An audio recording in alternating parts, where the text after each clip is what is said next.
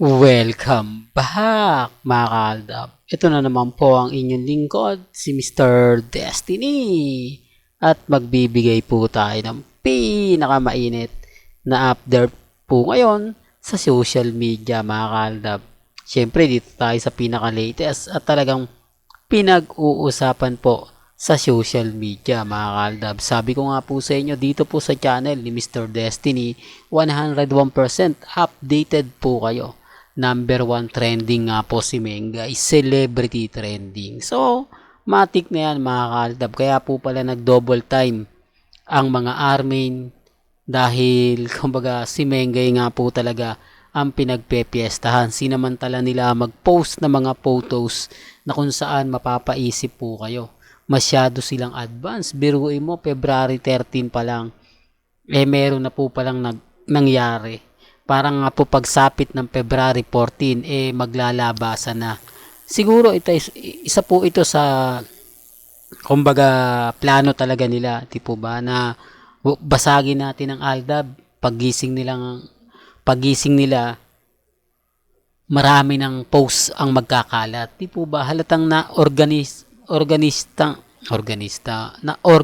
nga po talaga yung mga galawan, no?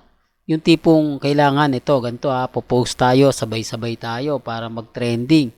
Di po ba? Hayaan natin, di naman magpo-post si Main di naman magpo-post si Congressman Tayo na lang magbigay ng update. Di po ba? Yan ang sinasabi natin na taktika. Yan yung sinasabi natin mga kaaldab na kumbaga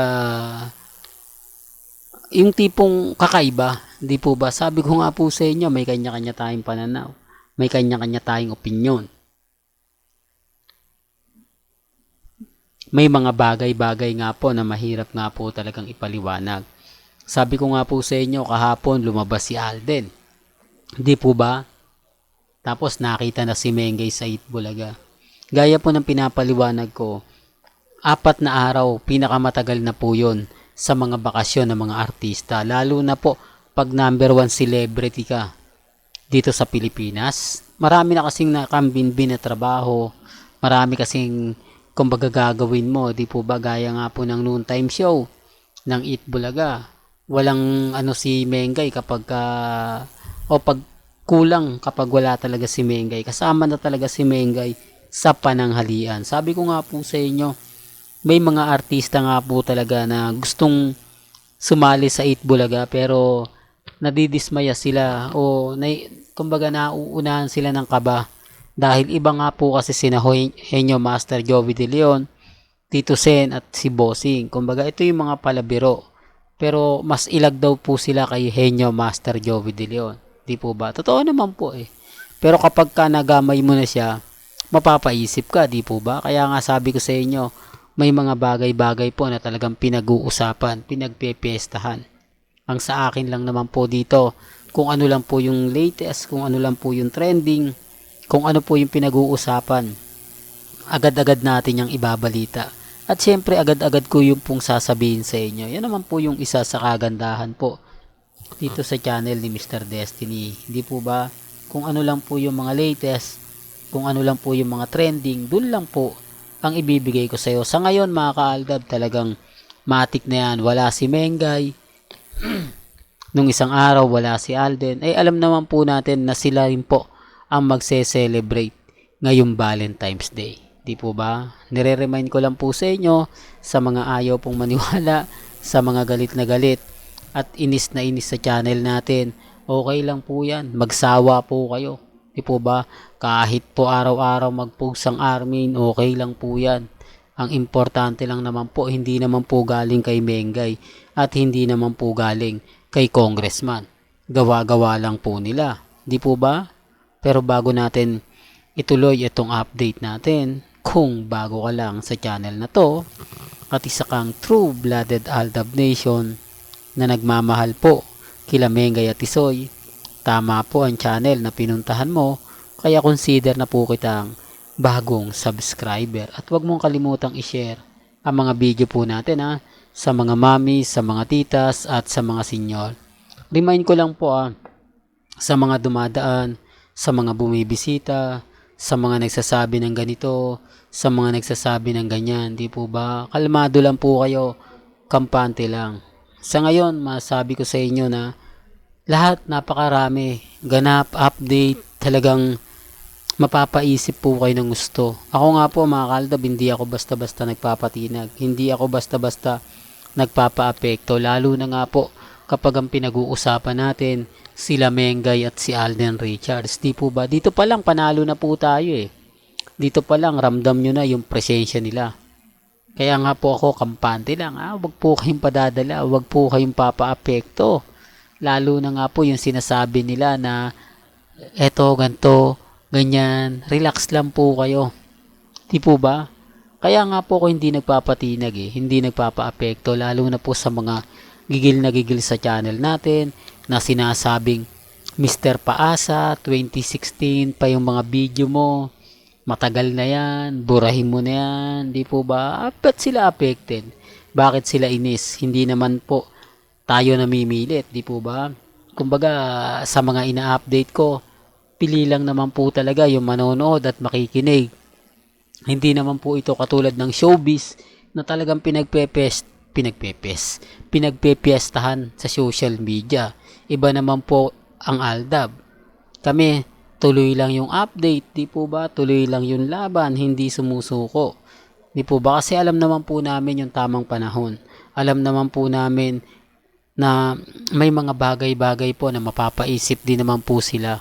Kasi kung titignan nyo nga, di po ba, tama naman yung sinasabi ng iba. Kung si Mengay, hindi naman nagpo-post pabor sa Armin, ganun din si Congressman, baliwala rin sila. Baliwala rin po yung mga update nila.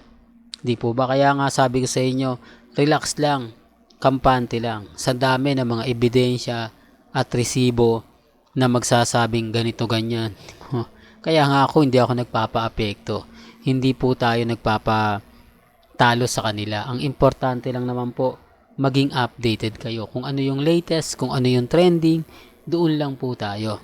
Hindi po ba? Tapos sasabihin nila, hindi, Mr. Destiny, fake news ka. Lahat ng sinasabi mo, hindi totoo. Lahat ng mga sinasabi mo, walang ganyan. Hindi po, gawa-gawa mo lang yan.